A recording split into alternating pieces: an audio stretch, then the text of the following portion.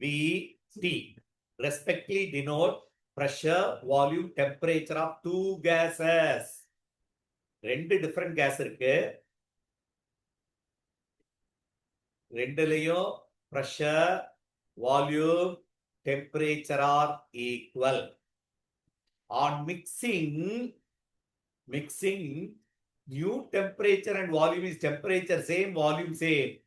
Final pressure is, அதே மிக்சர்ல வைக்கிறப்போ pressure double ஆயிரும். P equal to 2P மாறிடும். அதே கண்டெய்னர்ல வைக்கிறோம், வால்யூம் சேம், டெம்பரேச்சர் சேம்.